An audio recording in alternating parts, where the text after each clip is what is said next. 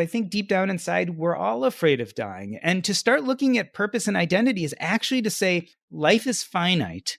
I might not reach my goals. I may die one day and not get there. So I'm going to start today at thinking about purpose and identity. It's so uncomfortable to do that. It's facing your own mortality. No one wants to do that. So instead, we look at these achievements, these goals. Maybe it's some net worth. Maybe it's some job title. The problem is, again, we get to the top of the mountain, to that place we think our goal is, and then we look up higher and see there are more peaks along the way. It's because we're focusing on probably something that truly isn't meeting our needs, but it's easy, so we keep doing it.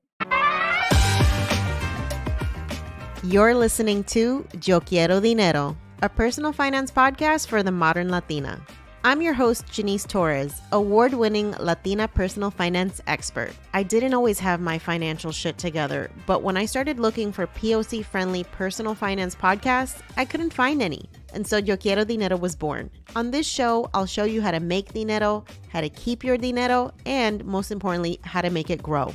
Each week, I'm connecting you with the most brilliant minds in the world of money and business, so you can learn about investing, entrepreneurship, and building wealth. The best part, I'm dishing up all this knowledge with a sassy side of sazon.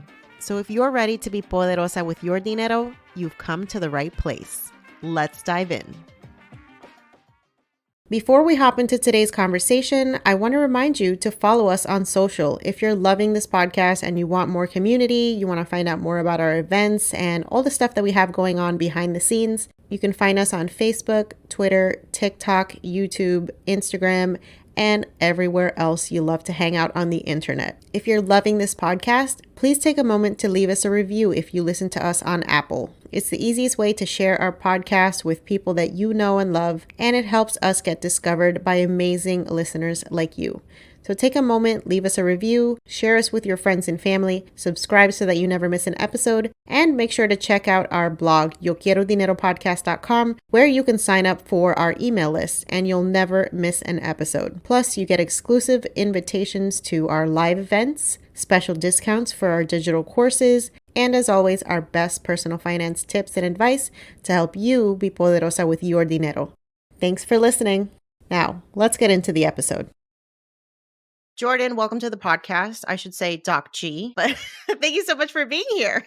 I am so happy to be here. People call me by my name, Jordan Grumet, or they call me Doc. Either works just fine. Excellent. Okay, so I am a big fan of your work. You were one of the first people that I actually found in the financial independence space. And so for me, as a woman, a Latina who's, pursuing financial independence myself, I found that I would recurringly see these stories of people who had externally looks like really lucrative careers, in either tech or in your case, medicine, and they were leaving it all behind. And I just thought that was such a radical idea because me as an engineer, I was like, wait a minute, these are people who are like successful on the books, but they're all not doing the thing that they're actually meant to do. And so that sparked an interest in me to find out what is it that's making people go down this rabbit hole. So I think I want to start there with you. Let's talk about, first off, you can go ahead and introduce yourself. And then let's talk about kind of what started this whole thing. So I am Jordan Grumet, also known as Doc G. I am the host of the Earn and Invest podcast, and my book, Taking Stock, is coming out August 2nd. What started all this? Well, going back to the beginning, I had been the son of a doctor, and my dad was this revered person in the community. He was an oncologist or cancer doctor. He loved his work, and he died suddenly when I was 7. And I couldn't quite explain in my 7-year-old mind why that happened. I certainly felt a certain sense of guilt. When you're 7, you think everything revolves around you. So if something bad happens, it must be because you're bad. And so my logic was I could make up for this horrible thing that happened by becoming just like him, by walking in his footsteps, by becoming a doctor like him, by fulfilling all that work that he never was able to do. And it set me off on this path to become a physician, a path that I thought was my purpose and identity all the way through high school and college and medical school and residency. And then I started practicing medicine and realized that it probably wasn't so. And I became burned out and was looking for a way out. And a guy sent me a copy of his book because I was writing a medical blog at the time. And the book was The White Coat Investor by Jim Daly. And it was a financial book. He wanted me to review it for my medical blog. And I sat down and read it. And the book changed my life. It kind of said, here's what financial independence is. Here's how you can figure out if you're there or not. And here's some good steps to be a great investor. And I realized immediately I actually was financially independent. I grew up in a family that modeled great financial behavior. I was doing all the right things. I just didn't know their meaning. And so I did exactly what you were talking about. I started looking at what the idea of success was, my community's idea of success, my pre-existing belief about success, and started trying to match that up with my internal sense of something's wrong here and I don't really feel like I'm doing what I was meant to do in the world. And so we can call it outward success, but it didn't feel like inward success. And that's why I knew I had to change. Yeah, I think a lot of folks that listen to this podcast find themselves in that place where they're like, I know something's wrong, but I don't necessarily know what it is. I can't put my finger on it. I just feel like maybe I'm living someone else's version of what my life should be. Maybe I picked a career and I didn't really know what I was getting myself into. It could be a combination of things, or they just find themselves feeling unfulfilled in some way, shape, or form. So, given the fact that you had chosen this profession to honor your father, how does one reconcile with the idea that, like, maybe this is not the identity for me? And what does that do to his legacy? So, how does one reconcile? Not easily. And this was by no means a fast process. So, like I said, I had this overwhelming knowledge all of a sudden that I was financially independent, but emotionally, I was nowhere near there. So instead of jumping up and down and celebrating, I actually had a panic attack. And I fell into a fairly deep depression for the next 6 months, trying to figure out, who am I? What does meaning, purpose, and identity mean if all of a sudden those things are not this kind of false cloak of identity I'd been wearing as a physician? And how the heck do I figure out what those things are? And there was certainly an amount of sorrow of, yes, I am now considering letting go of that last wisp of connection of a little boy who lost his father at 7. And so I had to come to terms with that, but also realize that that artificial connection, that connection of something, a profession we shared, but not necessarily a passion, wasn't really what our relationship was truly about. But it wasn't easy. And I had to spend years thinking about writing, diving into personal finance, because to me, that was lens in which I could start understanding my situation. It took a lot of time to actually then start building the life that I wanted. So first I had to figure out, what life do I want? And then how do I get there from here? And that was a whole nother process. So it took time and it took a lot of thought and facing some of my demons. Yeah, that's never the type of work that we, I think, get excited about doing for ourselves. But I think it's where we really do discover beyond the surface level of what society or our loved ones or maybe even ourselves, we tell ourselves, like what's going to make us happy. I was convinced for the longest time, I just need to make $100,000 a year. That's it. That's the key to happiness. That's more than any woman in my family's ever made. So I know that's going to be the thing. And then it was just like, wait a minute, that was not the thing. So it's interesting how that introspection that can feel kind of icky is the thing that most of us probably need to do to get those real answers. And I think a lot of us need those original false goals, like those monetary goals, because it does give us an original direction. The danger is that we hang our hat on those false goals and find that when we get there, it feels empty because we're really no closer to a sense of purpose and identity. We've just now have more money in the bank. And so that also can be disconcerting. And I think that was the exact point I was at when I realized I was financially independent. I hit this monetary goal or this idea that I don't have to work anymore. But it was incredibly difficult to also realize that I had no idea what I wanted to do with all that huge amount of power that I had accumulated. That just saying I have lots of money and I'm financially independent actually doesn't feel like a life. It feels like descriptors. It feels like tools that we then use in order to build a life. And I hadn't spent much time thinking about, well, how do I actually build that? I mean, I had done the things like I got married and I had kids, all things that are wonderful and I'm glad I did. But when it came to that kind of personal identity outside of my relationships, I hadn't done much digging to figure out who I really wanted to be. Yeah. So you mentioned that you realized you were financially independent when you found out about the fire movement. Is that accurate or? Pretty much. I mean, I had heard whisperings of it here and there, especially in medicine, but this was the first time I really came to terms with it. So I was familiar with the idea, but not the specifics. Okay. And so when you say that you figured out that you were financially independent, like what did that actually mean? What had you had in place and maybe done just as a subconscious thing because of what you learned about money growing up that had put you in that position? So I grew up with parents who were incredibly savvy. I mean, they always saved at least 50% of their income. They owned rental real estate, they owned side hustles and their own businesses. They invested in the stock market. I remember as a kid watching my stepdad look through the newspaper and kind of run the stocks and see what the numbers were. So when I grew up and started having extra money, I did the same things. My wife and I got married. We decided, okay, we'll put your income into investments and my income will pay our bills. And then we, like my parents, bought rental real estate and we had 4 or 5 doors before we knew it. I had started side hustles and businesses on my own. When I started getting burned out in medicine, I went to my financial advisor. I had one at the time, and he actually was a very good financial advisor. And he said, okay, let's look at when you can retire. You're getting burned out at medicine. Let's see what we can do. And he did a Monte Carlo simulation and put me through all sorts of stuff that was very appropriate. But it was funny because he said, well, before we do all this, how much do you think you want to spend a year? And I had never even contemplated that. I had made saving so automatic. I had no idea what I was spending. So off the top of my head, I said, I like to spend $250,000, $300,000 a year. So all of his models were based on that. And also his partner who you ran the simulation with didn't feel like real estate played a role in your investment income. So I owned 5 condos fully. I had no mortgages, nothing. And that wasn't even in my numbers.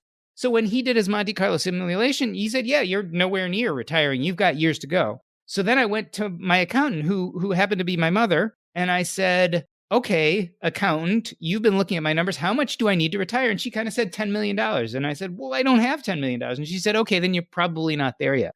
So I had all these ideas, but none of them had any logic behind them. When I read Jim's book, I realized, okay, there's this concept of the safe withdrawal rate. There's these ways that you can pick a safe withdrawal rate that seems good to you and then define out what type of net worth you need and how much assets you need invested in order for the returns on those investments to create enough wealth for you to live from day to day.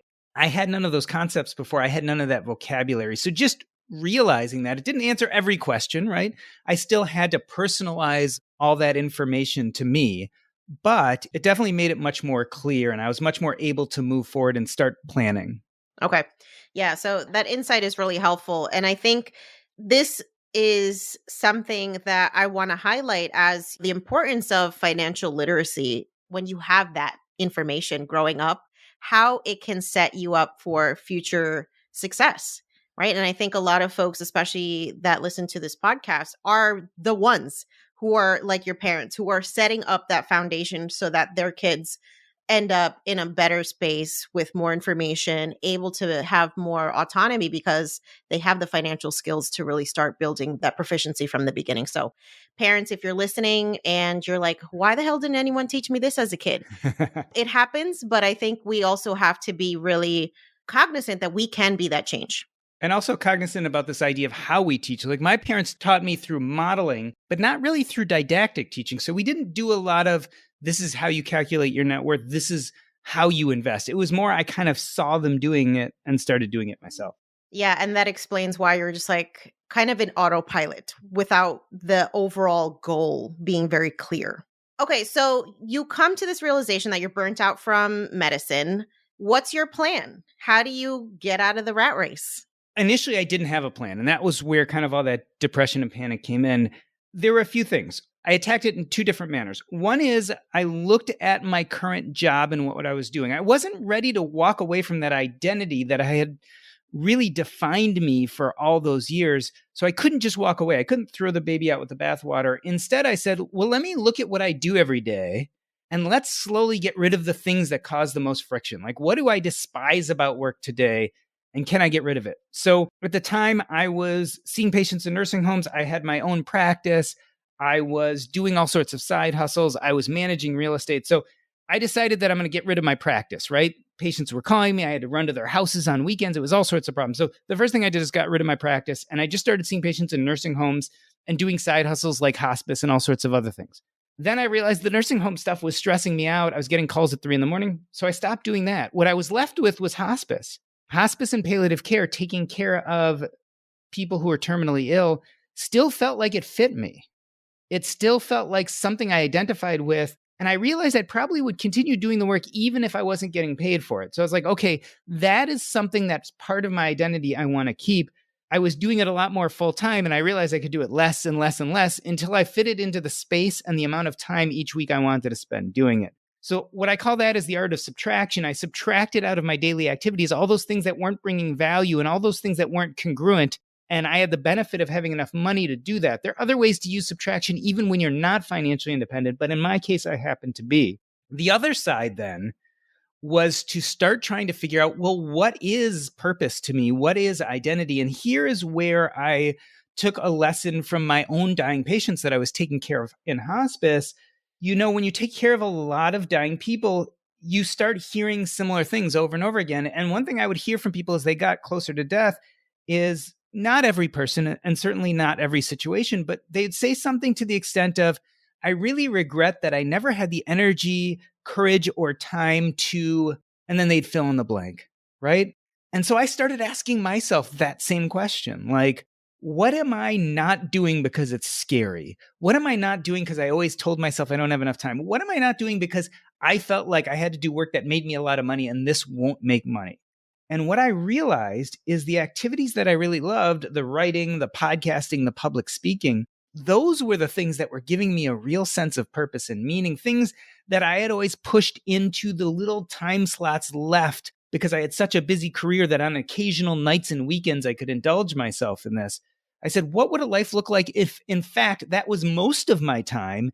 And then the medicine part, the hospice part, was the little indulgence area that wasn't that much. And that's exactly what I started doing and realizing that life, the life as a communicator, the identity I eventually moved to from physician to communicator was an identity that fit me so much better. And it was an identity in which I could get myself involved in activities where the process of doing the activity was gratifying enough that even if I never reached that ultimate goal, I still felt like I was spending my time well. And I was starting to connect to other people with similar interests and feeling a connection to them that I had never felt in medicine. And so I knew I was like on the right path because I was starting to really just enjoy what I was doing from day to day. And I was starting to make those relationships that I had been lacking for most of my professional career because that identity I was wearing on my outside didn't fit my inside. So I was more ashamed of being a doctor than I was proud. And it stopped me from forming deeper relationships.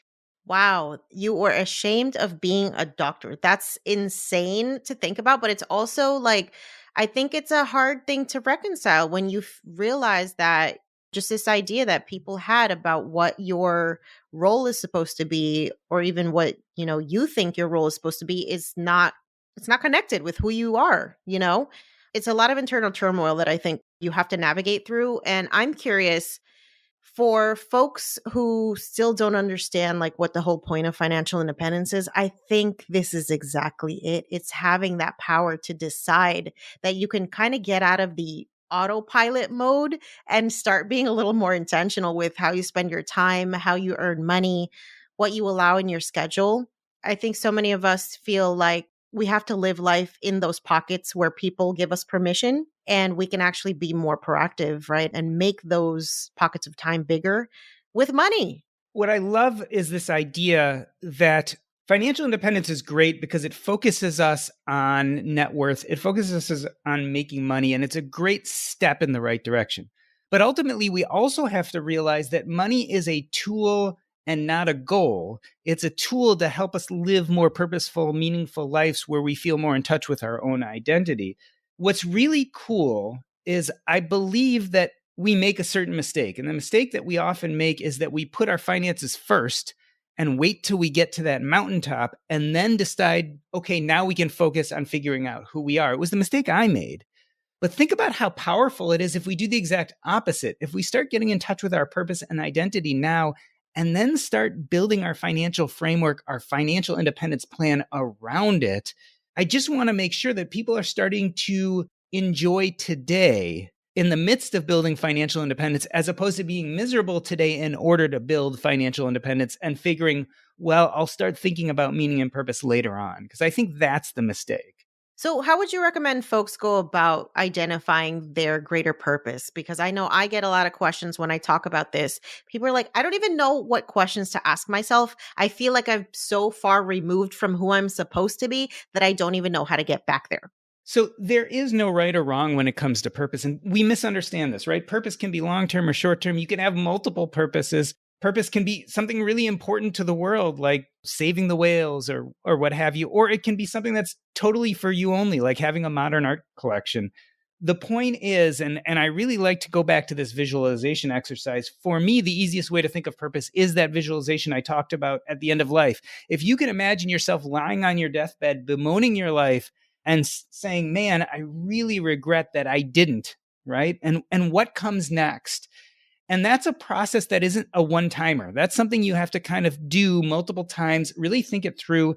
In hospice, we call it the life review process. So when we have patients who are admitted at the end of life, we take care of their physical symptoms, we make sure they're comfortable, we help them plan for that inevitable day. But a big part of that too is someone on the team, whether that's a doctor, a social worker, a nurse, a chaplain, whoever, sits down and we do a life review. And what that is we ask people about their lives. What had meaning to you? What did you accomplish? What didn't you accomplish? What were relationships were most important to you?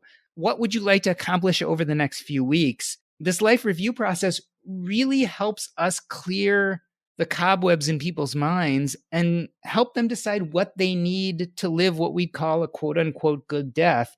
So why don't we do the same process as young people in order to live a quote unquote good life?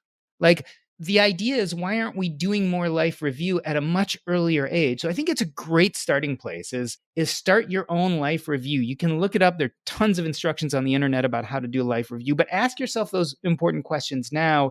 But there are other questions you can ask yourself. Like for me, when I was acting as a doctor and I was busy, I would wake up in the middle of the night for an idea for a short story or for an idea for a blog post, and I couldn't go back to sleep because I had to write it down. Like, what's waking you up in the middle of the night and you're so excited you can't go back to sleep? That probably somewhat connects with your purpose. And if that doesn't work, ask around. Like, how do other people see you? The people who love you. Now, granted, they come with their own baggage too, but it's sometimes nice to hear an outside perspective. And if you're really struggling with purpose, I also tell people to kind of move on to identity and start looking at some of those exercises you can do to explore a greater sense of your identity. For me, it was asking the question or saying the statement, I am, over and over again, and then filling in the blank. And when I first did this, I said, I am a doctor. It was the first thing that came to my mind. And I was like, well, that's my profession, but it's not really who I am on the inside. The next thing that came was, I am a father, a son, a husband. I started talking about family relationships, which are very important to me, but it's not exactly, again, who I am or who I strive to be. Next thing came some accomplishments, like I am a Plutus Award winner for my Earn and Invest podcast. Again, achievements are cool, but as we all know, every time you get an achievement, you're looking to top it and get to the next achievement. And that didn't really give me a sense of exactly who I was.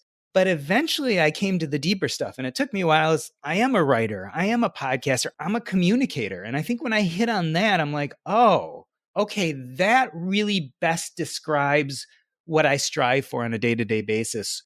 I want to create these interesting, great conversations that help people. And so I think it's a process. You have to toggle between purpose and identity. It's something that might take you months or years, but we have to keep asking ourselves those questions and trying to decide what truly has meaning for us. And if none of that helps, then you got to start throwing yourself into things, saying yes to things you normally wouldn't do, hanging out with people you normally wouldn't hang out with, being more open to the world to kind of see, when you're throwing that spaghetti against the wall, what sticks. And so it's an exploratory process. And by no means does it really end. Like, I don't think I can clearly say that my purpose and my identity were wrapped up in being a physician for a lot of my younger years. And it was gratifying at that time, but then it wasn't anymore. Yeah. And so my purpose and identity pivoted a little bit to something that was a part of who I was, but maybe I wasn't paying it enough homage the way I now do.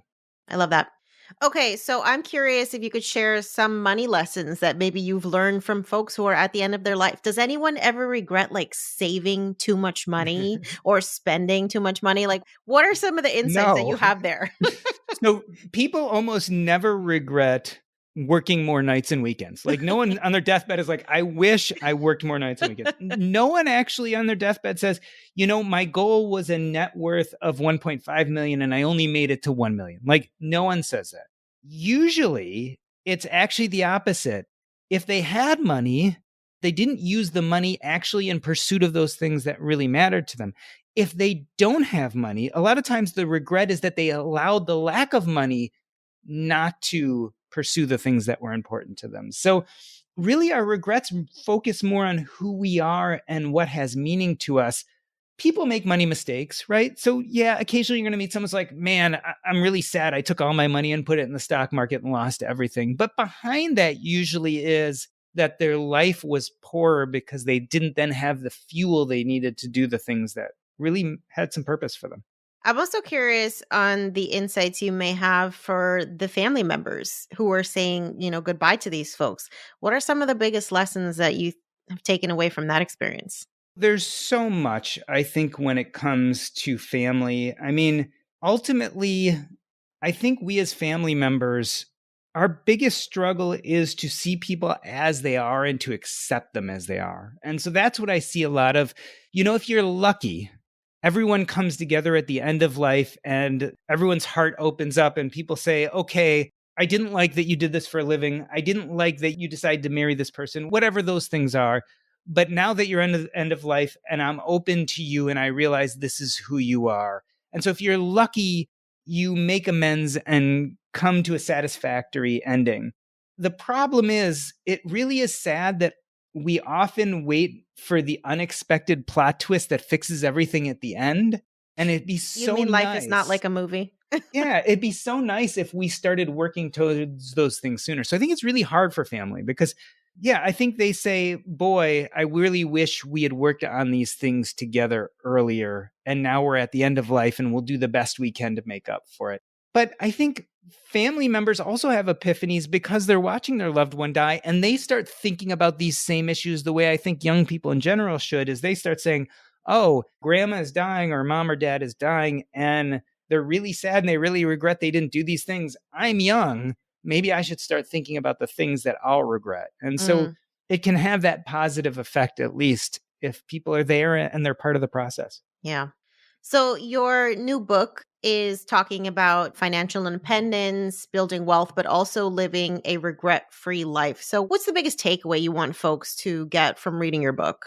So I think really the process is a 3-step process. And if people take anything away from this, I would love them to take away from the book that we should start with purpose and identity and connections. And that's really, we should look at that specifically before we look at our financial goals. And I think once we start getting a hold of what purpose and identity we really want to move towards, which connections we want to make, I think once we start getting a hold of that, then we should start building our financial independence framework that takes into account those things that are important to us. And there are a bunch of different ways to financial independence. In the book, I talk about 3 main ways. Front loading the sacrifice, which is kind of the typical FIRE way of working really hard, making a lot of money, and then retiring when you've hit your net worth number.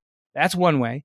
Another way is to do passive income, side hustles, real estate, digital entrepreneurship, these things where you work really hard in the beginning, create passive income. And the moment you have enough passive income to cover your monthly needs, you're financially independent.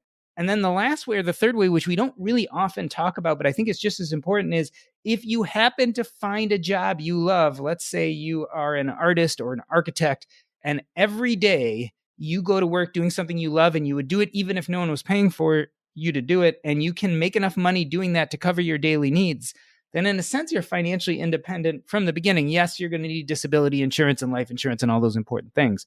But I don't think we can figure out which path works best for us until we understand our purpose and identity first. Then we've got to decide which road we want to take towards being financially independent. And then last but not least, we have to ask ourselves one last important question. Are we afraid of dying young and rich or old and broke? And the answer to that question is going to tell you how fast you want to move towards financial independence. So let me put that into perspective. Are you afraid of dying young and rich? My father died at the age of 40, and he had had a premonition he was going to die young. He told my mom, in fact, when he married her, he said, I'm not going to live long. So for my dad, because he really was afraid that he was going to die young, for him, saving for retirement just wasn't as important. For him, it was important to do a little bit of YOLO. You only live once. He had hobbies. He loved photography. He loved to travel. He was learning another language when he died. But he also passed up a really lucrative job out of fellowship to do something that would give him more control over his time that he enjoyed more. For him, retirement deferred gratification wasn't as important because his big fear was that he was going to die young and not enjoy whatever wealth he accumulated. For people like that, I say, okay, make a certain amount of money, decide that you're going to put, let's say, 10% away towards financial independence. And let's say you're going to take 30 or 40% of your income, whatever's left over after you cover expenses. Let's put that in a YOLO fund. You don't think you're going to live long. You're worried about dying wealthy at a young age. Go out and enjoy yourself. Like, use that money to fulfill your meaning and purpose. One of two things will happen. Either you'll die like my father, and then you at least used your money to have fun and to do what you wanted to do. Or you'll live to an old age. Yes, you're not going to retire at 40 or 50. You're probably going to retire at 65 or 70. But you know what? You've been using this big YOLO fund to really push meaning and purpose. You've been doing what you really want to do. To me, that looks like success. Mm-hmm. Now let's look at the other side. You're worried that you're going to die old and broke. That's like the traditional FIRE mindset. If that's your issue, then you're like me. I've always figured I'm going to live to an old age. So I didn't mind working my butt off in my 20s and 30s because I felt like I had decades to go. Like I could work really hard, accumulate a lot of money, put it in the stock market, let it compound and do its thing. I always figured I had tons of time to enjoy myself. So I didn't worry about those years in between. And now I'm in my 40s. I've accumulated money. It's been compounding over years and years and years. I can spend the next few decades doing whatever I please. The answer doesn't matter which scares you more. But if you can answer that question, you can then decide how fast you want to build towards financial independence. Again, my dad would have built very slowly because to him, he just didn't see a huge future. I built incredibly fast. I put away 40 or 50% of my income every year because I wanted to get there quickly. Yeah. And so I think if you can kind of look at those 3 points, think about purpose, identity, and connections first, then build the financial independence framework depending on which path you want to take to financial independence. And lastly, decide how fast you want to get to financial independence by trying to figure out if you're more scared of dying young and rich versus old and broke. And I think that's the book in a nutshell. That sounds incredible. I can't wait to see a copy and read it because I think it gives you options. And I think that's the whole point of financial independence. It's not one way to do it. The same way that personal finance in general, it has to be customized to reach your specific goals in order for it to be something that is sustainable. Now, what do you say to folks who are just finding out about the financial independence movement and they're like in their 40s and they're like, how the hell, like, is there even a point to this at this point? I'm too old.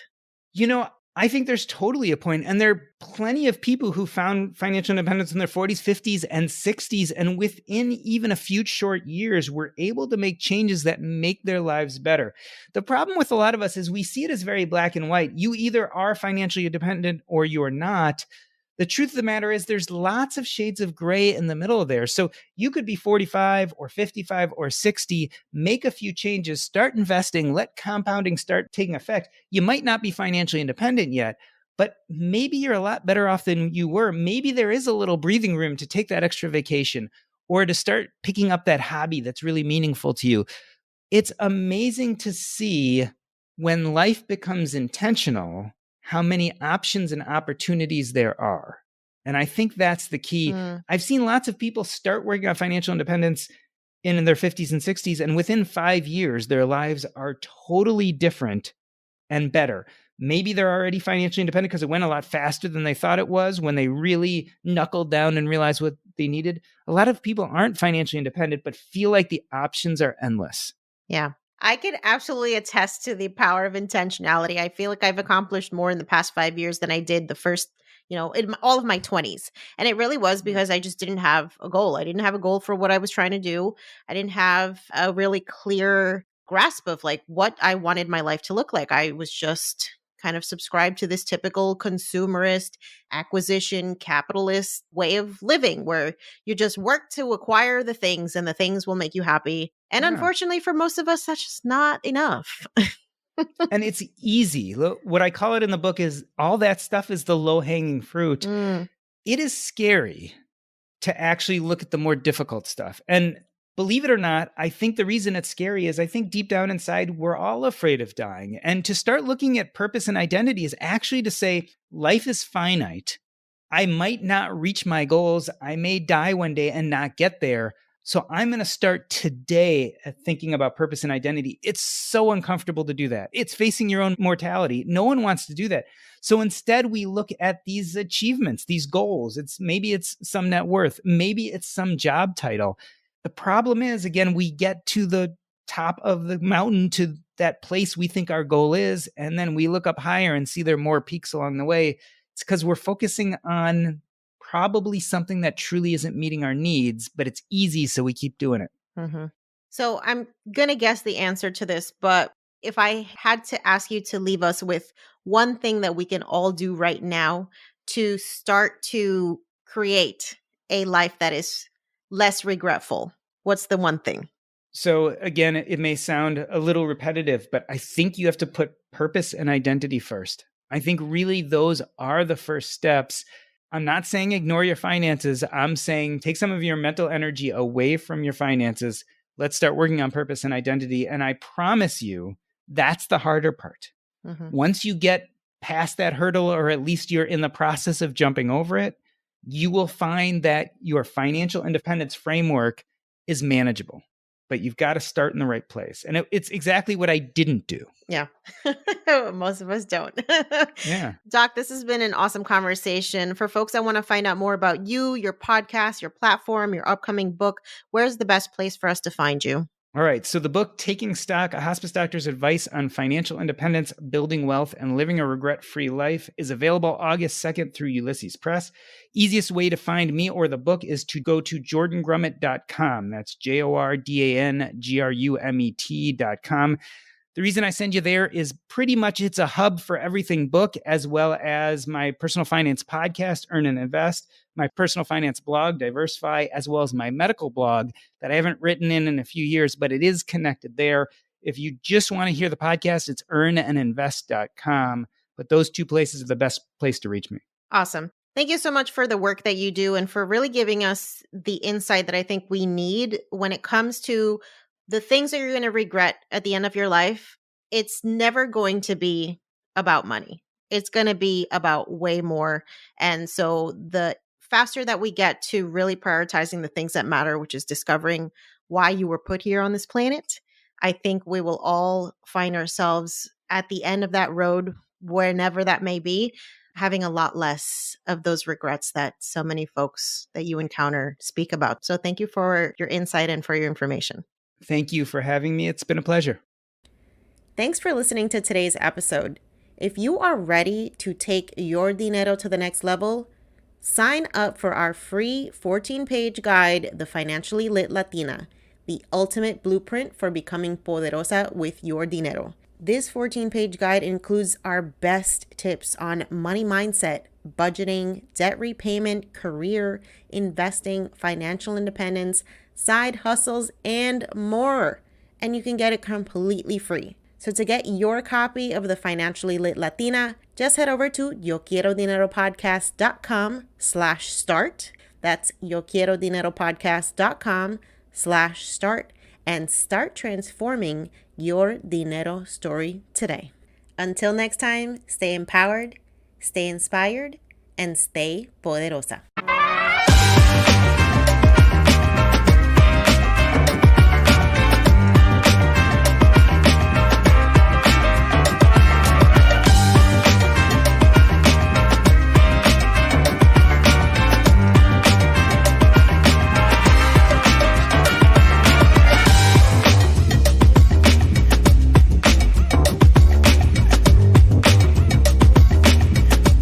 On the Yo Quiero Dinero podcast and associated entities, all information provided is for general information purposes only and does not constitute accounting, legal, tax, or other professional advice. Listeners should not act upon the content or information found here without first seeking appropriate advice from an accountant, financial planner, lawyer, or other professional. We assume no responsibility for information contained on this podcast and associated entities and disclaim all liability with respect to such information, including but not limited to any liability for errors, inaccuracies, omissions, or misleading or defamatory statements. Usage of this podcast and associated contents constitutes an explicit understanding and acceptance of the terms of this disclaimer.